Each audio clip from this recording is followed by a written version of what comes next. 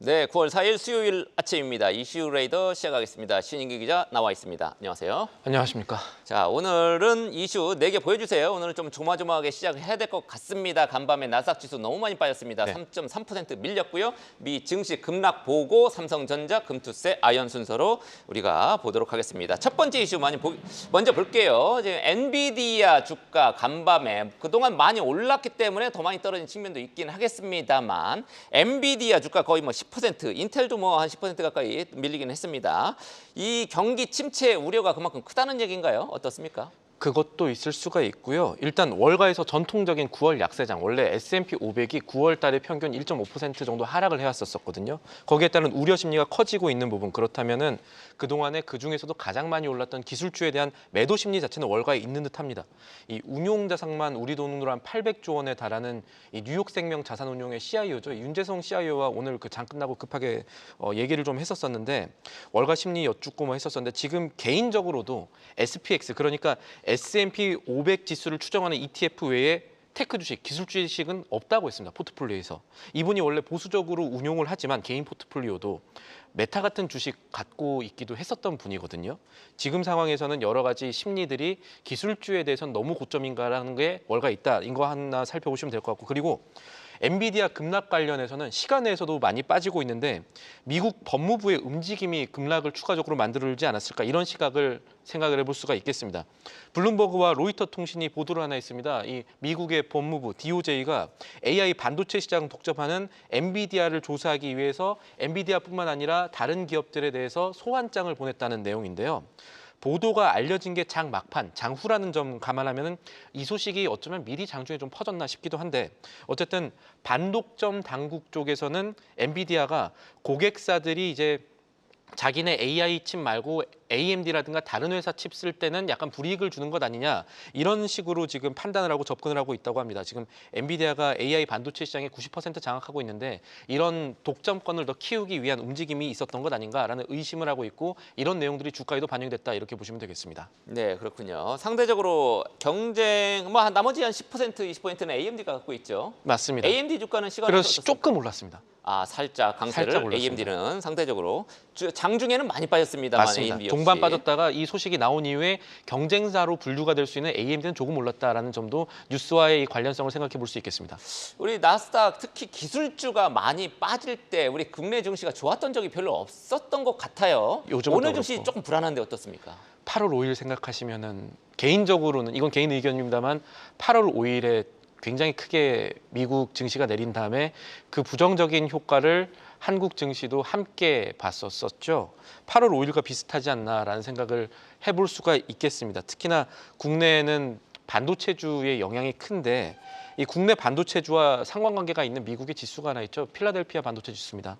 오늘 7.75% 빠졌습니다. 물론 이 필라델피아 반도체 지수 안에 이 엔비디아가 차지하는 비중이 12% 이상이기 때문에 당연히 이제 같이 떨어지는 걸 수도 있겠습니다만, 이런 일들이 벌어졌을 때 보통 우리가 생각하는 거는 삼성전자, SK하이닉스뿐만 아니라 장비업체 그리고 증시 전반 전체적으로 외국인들의 자금 이탈하는 현상들이 같이 일어나는 정도 살펴보셔야 될 거고, 그리고 9월 초에 시작된 이런 것들이 아까 말씀드렸던 9월의 약세장, 미국발 이 바람으로 들어온 9월 약세장 심리가 혹시 조금 더 가속할 가능성도 배제할 수가 없겠습니다. 네, 지금까지는 엔비디아 어젯밤에 이제 간밤에 9.5% 급락을 했고 시간에서 더 떨어지고 있기 때문에 2% 가까이 네. 밀리고 있기 때문에 오늘 불안하다, 이렇게 이제 신 기자가 얘기를 했고요.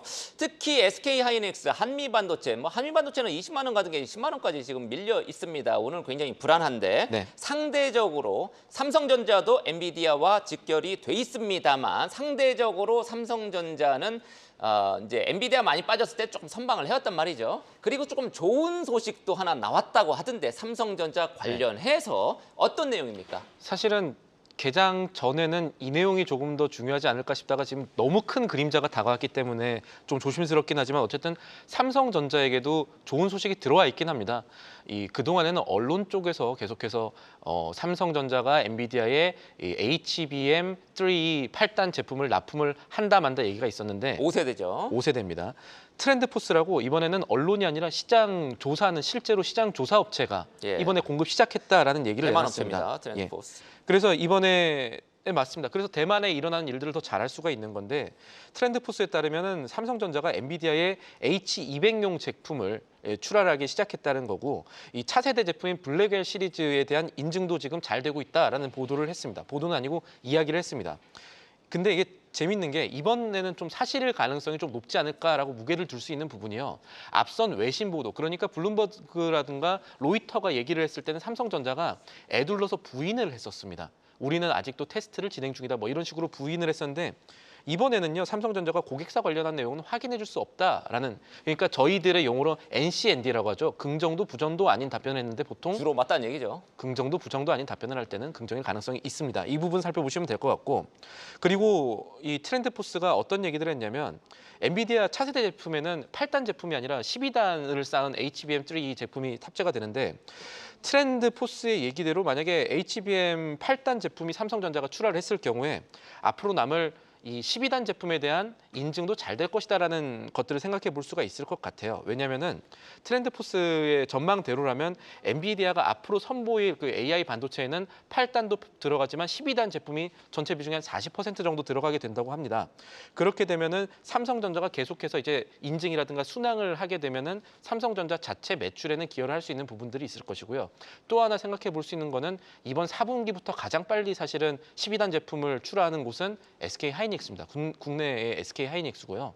그러니까 이번 소식은 삼성전자뿐만 아니라 SK 하이닉스에게도 어느 정도 좋은 소식이 될 수는 있었던 내용이라고 하시면 되겠습니다. 네, 삼성전자가 우리 국내 증시 시총에서 뭐 4분의 1, 5분의 1 차지하기 때문에 맞습니다. 삼성전자가 잘 나가야 되는데 요 소식이 호재로 작용하기를 바랍니다만 오늘은 그림자가 너무 짙습니다. 너무 짙어서 7만 원이 안 깨지기만을 일단 바라면서 오늘 예. 시작을 좀 해야 될 것 같고요. 자, 다음 이슈 우리가 항상 관심 있게 지켜보는 금융투자 소득세 얘기입니다. 금투세 관련해서 민주당이 야당이 완화 패키지를 발의했다. 일단 내용부터 좀 살펴볼까요? 어떤 내용입니까? 사실 이 내용 자체로만 보면 뭔가 있어 보이죠? 당근을 던졌나라고 할 수가 있습니다. 그래서 이 내용 좀 말씀드려 볼게요. 이 민주당의 이 정책위 상임 부의장입니다. 임광현 더불어민주당 의원이요. 이 아직 발의한 건 아니고요. 네, 한국경제의 국세청 이 단독 보도였는데 지금 6가지 정도의 개정안 법안을 발의할 내용 예정이라고 합니다. 이게 확인이 됐고 어떤 내용이냐? ISA 개인종합 자산관리 계좌로 해외 주식에 우리가 직접 투자를 해줄 수 있게 하겠다. 그리고 비과세로 하겠다라는 내용입니다. 현재까지는 ISA로 투자할 수 있는 거는 국내 상장된 그 해외 ETF밖에 없었거든요. ISA 통해서 직접 투자하게 되면 세금 안 내도 된다라는 얘기와 같은 겁니다. 그리고 금투세에 대한 면제 기준 5천만 원에서 1억 원으로 상향했고요. 그리고 투자를 손실됐을 때 최근에 그 매도를 많이 하는 이유 중에 하나였는데 투자 손실된 이 상품들에 대해서 2월 공제를 원래 5년이었는데 10년으로 늘려주기로도 했습니다. 그리고 건보료 산정 기준으로 들어가는 소득에는 금융투자 소득도 좀 제외해주겠다. 이런 내용들이 담겨 있으니까 이것만 보면 뭔가 사람들이 세금 부담 덜 수 있을지 않을까라는 생각을 해볼 수는 있겠습니다. 하지만 그 다음이 중요하겠죠. 네, 역시 이제 민주당이 발의했기 때문에 좀 찜찜하다는 거였죠. 왜냐하면 금투세 폐지를 꾸준히 반대해 왔기 때문에 그렇다는 건데 왜 찜찜합니까? 이거요. 쉽게 말하면요. 금투세 폐지는 안 하겠다는 겁니다. 금투세를 폐지하지 않고 완화하겠다는 겁니다. 조금 수정 보완하겠다. 수정 보완하지만 금투세는 강행하겠다는 것이거든요. 그리고 또 이재명 민주당 대표도 지금 톤이 어떻게 가고 있냐면은 금투세를 일정 기간 대폭 완화하는 방안을 검토해보자라고 했습니다. 그리고 나서 나온 얘기니까 어떻게 보면 이 내용들이 민주당의 당론, 금투세를 폐지는 하지 않겠다라는 것의 사실상 연장선이라고 볼 수가 있겠죠. 우리 이 부분들을 본다면 우리 증시 투자자들이 그렇게 좋아하지 않을 가능성도 생각해 봐야 될 것 같고 여당은 이 안이 알려지자마자 다시 또 반대를 했습니다. 대표적인 게 한동훈 국민의힘 대표겠죠. 한동훈 국민의힘 대표가 어제 워딩을 좀 세게 했습니다. 금투세 폐지를 바라는 국민은 해외 주식시장으로 자금이 이탈하는 것을 막아서 국내 주식시장을 살리자는 건데 민주당 정책은 정반대다라고 얘기를 했습니다. 이것은 아까 제가 말씀드렸던 이 민주당의 법안 가운데 해외 투자는 세금 비과세로 해주겠다라는 비과세 내용들이 확대한다는 거죠. 그러니까 이거를 야당에서는 어떻게 보면 우리나라 투자의 심리를 좀 완화하겠다는 거지만 여당이 봤을 때는 아니 해외 투자하고 국내 투자는 하지 말라는 얘기냐? 라는 시각으로 지금 반대 논리를 밀어붙인다는 거죠. 그래서 지금 이 정쟁 가운데 금투세가 어떻게 결국 모양새를 갖출지 아니면 정말로 폐지를 할 수 있을지도 살펴볼 부분이 되겠습니다. 네, 이 금투세 완화 패키지 입법 발의한 내용 뭐 한국경제신문 특종이긴 합니다만 요거 지금 여러 우리 개인 투자자들 개미를 뭐 개대주로 하는 거 아니냐 뭐 이런 댓글도 있더라고요. 지금 요게 금투세 폐지 최소한 유예라도 됐으면 좋겠다 이런 여론이 좀 강했는데 조금 아쉬운 부분도 있네요. 네. 어찌됐든 뭐 최소 뭐 수정보완안은 야당에서 일단 발의를 했다 요 내용이었습니다. 마지막 이슈는 아연 가격인데 최근에 뭐 여러 가지 이제 비철 금속도 많이 있고 지금 저 원재료 관련해서 이슈가 계속 나옵니다. 중국의 경기가 워낙 부진하기 때문이고 5월에 피크를 치고 구리값은 계속 떨어진다는 얘기 몇 번 말씀을 드렸었는데 네. 아연 값은 반대로 지금 움직이고 있다면서요? 예, 좀 오르고 있고요. 이 철강 비철 센터에서 이 아연주를 지금 최선 호주로 꼽고 있는 곳들이 늘어나고 있습니다. 자, 아연이 왜 가격이 올라가고 있느냐? 이것도 사실 업하기 좋기 때문은 아니고 중국이 감산을 하고 있기 때문입니다. 중국이 감산을 하고 있어서 톤당 9월 초 기준으로 2,800달러 터치하기도 했습니다. 이게 불과 몇 달 전에는 톤당 2,500달러까지 내려가기도 했었던 가격이고 중국이 아연의 최대 생산국인데 지금 여러 가지 수수료라든가 정년 수수료 이런 이유로 광산에서 공급을 보통은 어떻게 하냐면 우리 광산 조금 좀 줄이는 거죠. 예, 제가 지금 생산량을. 잠깐 단어가 생각이 안 났습니다. 광산을 지금 보수를 해야 되기 때문에 이런 식으로 공급량을 인위적으로 좀 줄이는 행위를 합니다. 이런 것들 때문에 지금 아연의 글로벌 재고량이 24만 톤까지 떨어졌습니다. 원래 한 28만 톤, 30만 톤 정도까지 올라갔던 재고가 떨어지고 하다 보니까 그러니까 수급의 원리로 아연 가격이 올라가는 이 상황이 벌어지는 거고 보통 아연 가격이 올라갈 때는 재련 업체들의 매출이 사실 도움을 많이 받습니다. 그래서 고려아연 같은 경우가 대표적인 수혜주라고 할 수가 있겠는데 2분기에 이런 효과들 기대감으로 여러 가지 실적도 받쳐주면서 또 2분기 매출이 3조 원 돌파하면서 여러 가지로 좋았는데 3분기에도 좋을 것 같다는 얘기가 될 겁니다. 그래서 SK증권 같은 경우는 철강 비철 섹터의 최선호주로 고려아연 그리고 풍산 같은 곳을 점 찍었고 고려아연 역시도 3분기의 수익성이 더 개선될 거다라는 얘기를 했습니다. 다만 하나 봐야 될 건 이런 효과가 잘 받으려면 원달러 환율이 지금 떨어지면 안 됩니다.